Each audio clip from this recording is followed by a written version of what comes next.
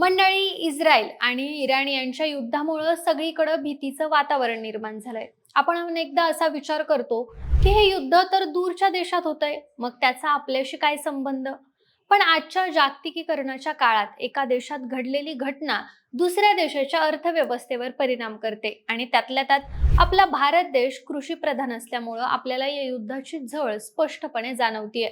पण ही तर फक्त सुरुवात आहे. अजून पुढे जाऊन इस्रायल इराण युद्धामुळे आपल्या शेतकरी बांधवांना कोणत्या संकटांना सामोरं जाऊ लागू शकतं, शेतीमालाच्या आयात आणि निर्यातीवर याचा काय परिणाम झालाय आणि अजून काय होऊ शकतो याचा आढावा घेऊयात या व्हिडिओच्या माध्यमातून.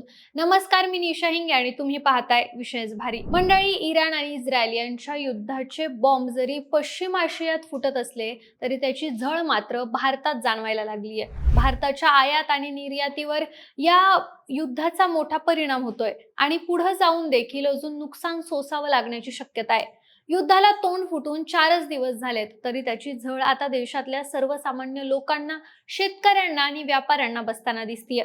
तर बघा, भारत आणि इराण हे जुने मित्र आहेत. प्राचीन काळापासून या दोन देशांमध्ये व्यापारी संबंध आहेत आणि आताही ते सुरू आहेत. पण इस्रायल आणि अमेरिकेनं इराणवर हल्ला केला आणि त्याचे परिणाम जगावर होत आहेत. पण भारतासारख्या अनेक देशांचा काही संबंध नसताना त्यांना त्याचा फटका बसतोय. सगळ्यात महत्त्वाचा मुद्दा म्हणजे भारताचा पश्चिम आशियामध्ये होणारा मोठा व्यापार हा स्ट्रेट ऑफ हॉर्मुझ या मार्गे होतो. या सामुद्रधुनीवर इराणचा ताबा आहे. आता या युद्धामुळे इराणनं ही सामुद्रधुनी बंद केली आहे आणि याचा परिणाम म्हणजे भारताचा जवळपास 60% व्यापार याच्यामुळे कोलमडीला येण्याची शक्यता आहे. या सामुद्रधुनीच्या मार्गे भारत मोठ्या प्रमाणावर तेल आयात करतो. जर इतर मार्गे व्यापार करायचा ठरवला तर जहाजांचा विमा वाढतो, मालवाहतुकीचा खर्च वाढतो आणि त्यामुळे त्याचा परिणाम हा आयात आणि निर्यातीवर होऊ शकतो. आणि सोबतच याद्वारे केली जाणारी आयात निर्यात जर थांबली तर सगळ्या गोष्टींचा प्राथमिक स्रोत असलेल्या शेती क्षेत्रावर देखील याचा परिणाम होतो. आता तो कसा? तर इराण हा रासायनिक खतांचा मोठा उत्पादक देश आहे. पश्चिम आशियातल्या देशांकडून भारत मोठ्या प्रमाणावर खत आयात करतो. हे युद्ध जर जास्त वेळ सुरू राहिलं तर खतांच्या किमतीत 30 ते 40% वाढ होण्याची शक्यता वर्तवली जाते. त्याचबरोबर इराणमधून भारत सुकामेवा म्हणजेच खजूर, काजू, बदाम, पिस्ता आयात करतो. या युद्धामुळे भारतात आयात होणाऱ्या सुक्या मेव्याच्या किमतीत मोठी वाढ होताना दिसून येते. त्याचबरोबर या युद्धामुळे भारताच्या पश्चिम आशियाला होणाऱ्या कांद्याची निर्यात ठप्प झाली आहे. त्याचा फटका विशेषतः नाशिकला बसलाय, कारण नाशिकमध्ये पश्चिम आशियाला जाणारे कांद्याचे जवळपास 160 कंटेनर हे मुंबई बंदरावर अडकलेत. कांद्याची निर्यात ठप्प झाल्यामुळे देशांतर्गत आवक वाढण्याची शक्यता आहे. त्यामुळे कांद्याच्या किमतीत मोठी घसरण होऊन त्याचा फटका हा थेट शेतकऱ्यांना बसणार आहे. त्याचबरोबर भारतातून पश्चिम आशियामध्ये मोठ्या प्रमाणावर केळी निर्यात केली जातात. एकट्या जळगावमधून रोजचे 12 कंटेनर केळी हे पश्चिम आशियात आखाती देशांमध्ये निर्यात केले जातात. ही निर्यात थांबल्यामुळे केळ्यांच्या किमतीमध्ये मोठी घसरण होण्याची शक्यता आहे. जळगावमधून जी रोज 12 कंटेनर केळी आखाती देशामध्ये जात होती ती या युद्धापूर्वी 2500 रुपये प्रति क्विंटल या किमतीने जायची. आता हा दर घसरून 1500 रुपयांवर आलाय. आणि सोबतच केळी हा नाशवंत माल आहे, जास्त काळ टिकू शकत नाही. त्याच्यामुळे शेतकऱ्यांना याचा फटका बसलाय. त्याचबरोबर आता रमजानचा महिना सुरू आहे आणि या महिन्यामध्ये भारतातल्या द्राक्षांना पश्चिम आशियातून मोठी मागणी असते. या युद्धामुळे ही मागणी आता कमी झाली आहे आणि याचा द्राक्ष उत्पादक शेतकऱ्यांना मोठ्या प्रमाणावर फटका बसतोय. त्यातच आंबा हंगाम देखील तोंडावरती आहे. वाहतूक सुरळीत झाली नाही तर निर्यातदारांचं नुकसान होण्याची शक्यता आहे. अजून एक महत्त्वाची गोष्ट म्हणजे इराण हा भारताच्या बासमती तांदळाचा मोठा आयातक देश आहे. युद्धामुळे बासमती तांदळाची निर्यात पूर्णपणे थांबली आहे. याचा फटका पंजाब आणि हरियाणातल्या शेतकऱ्यांना बसल्याचं दिसून येत आहे. त्याचबरोबर भारताची मागच्या 2 वर्षांमध्ये कडधान्यांची आयात चांगलीच वाढली होती. हरभरा, तूर, उडीद, मसूर, पिवळा वाटाणा या कडधान्यांची आयात जवळपास 50 ते 60 लाख टनाच्या दरम्यान होते.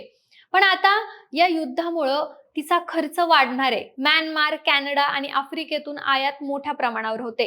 पण आता आयातीचा खर्च जर वाढला तर देशात येणारं कडधान्य महाग असेल. याचा आधार देशातल्या कडधान्य बाजाराला मिळेल, पण जास्त भाव वाढला तर सरकार महागाईच्या नावाखाली भाव कमी करण्यासाठी धोरण आखेल ही भीती देखील आता निर्माण झाली आहे. त्याचबरोबर खाद्यतेल, विशेषतः पाम तेल आणि सोया तेल हे मोठ्या प्रमाणावर मलेशिया, इंडोनेशिया आणि अमेरिका यांच्याकडून आयात होतं. आता तेलाच्या किमतींमध्ये जर वाढ झाली तर हे सगळं खाद्यतेल महाग होण्याची शक्यता आहे आणि याचा थेट परिणाम आपल्या रोजच्या स्वयंपाकघरावर देखील होऊ शकतो. मात्र सोयाबीन आणि तेलबियांना चांगले दर मिळू शकतात.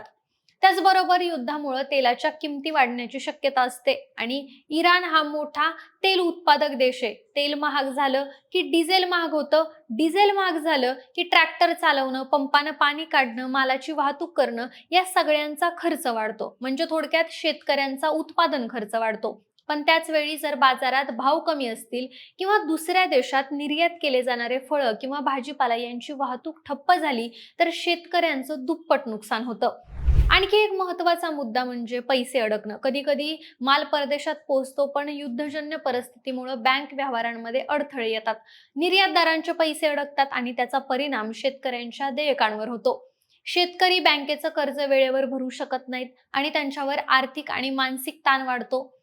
थोडक्यात सांगायचं झालं तर इस्रायल आणि इराणच्या या युद्धामुळे शेतकऱ्यांचं खूप मोठ्या प्रमाणावर नुकसान होतंय आणि ही परिस्थिती जर अशीच राहिली तर पुढे जाऊन अनेक अवघड प्रसंगांना शेतकऱ्याला तोंड द्यावं लागणार आहे. हे चित्र मात्र स्पष्ट आहे.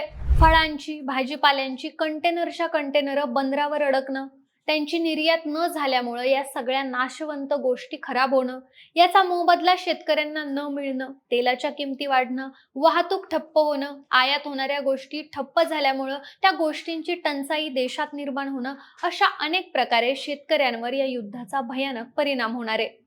एकूणच काय तर शेतकरी हा जगातल्या राजकीय घडामोडींवर नियंत्रण ठेवू शकत नसला तरी त्याचा परिणाम मात्र त्याला सहन करावा लागतो आणि इस्रायल आणि इराण यांच्यातला संघर्ष हा फक्त राजकारणापुरता मर्यादित राहिलेला नाहीये तर भारताच्या अर्थव्यवस्थेवर, इंधन दरांवर आणि शेतमाल व्यापाऱ्यांवर स्पष्ट परिणाम करणार आहे. बाकी मंडळी, या युद्धाचा परिणाम अजून कोणत्या गोष्टींवर होऊ शकतो असं तुम्हाला वाटतं हे आम्हाला कमेंटमध्ये नक्की सांगा आणि सोबतच आपल्या विशेष भारी या चॅनलला सबस्क्राईब करायला विसरू नका.